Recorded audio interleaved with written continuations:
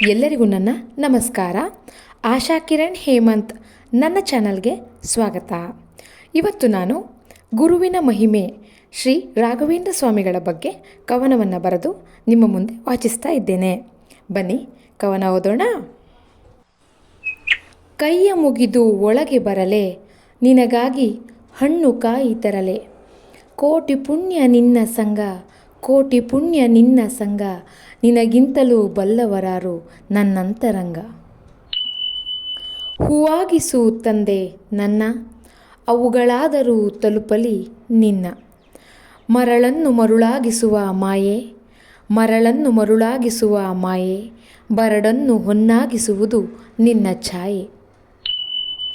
ಜನ್ಮಾಂತರದ ಪಾಪ ಕಳೆದು, ತಲೆಮಾರುಗಳ ಶಾಪ ಅಳಿದು, ಭಕ್ತರ ಕಾಯುತ್ತಿರುವ ತಂದೆ, ಭಕ್ತರ ಕಾಯುತ್ತಿರುವ ತಂದೆ, ಭಯವೆಲ್ಲಿ ನೀನಿರಲು ಮುಂದೆ.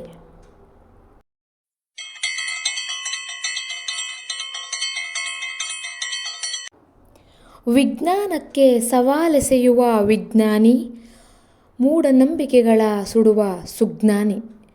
ಮೃತ್ತಿಗೆಯಾಯಿತು ನಿನ್ನ ಪಾದ ಸೋಕಿದ ಮಣ್ಣು, ಮೃತ್ತಿಗೆಯಾಯಿತು ನಿನ್ನ ಪಾದ ಸೋಕಿದ ಮಣ್ಣು, ಪಾವನವಾಯಿತು ನಿನ್ನ ದರ್ಶಿಸಿದ ಕಣ್ಣು.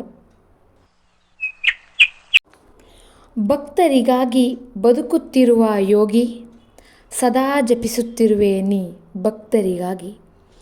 ನಿನ್ನ ರಕ್ಷೆ ಸಿಗುವುದು ಮಂತ್ರಾಲಯದಲ್ಲಿ, ನಿನ್ನ ರಕ್ಷೆ ಸಿಗುವುದು ಮಂತ್ರಾಲಯದಲ್ಲಿ, ಹರಸುತಿಹರು ವಾದಿರಾಜ ಹನುಮ ನಿಂತು ಪಕ್ಕದಲ್ಲಿ. ಕೊನೆಯುಂಟೆ ಮಾಂಚಾಳಮ್ಮನ ಕರುಣೆಗೆ, ಬೇಗನೆ ಸ್ಪಂದಿಸುವಳು ಕರುಳಿನ ಕರೆಗೆ.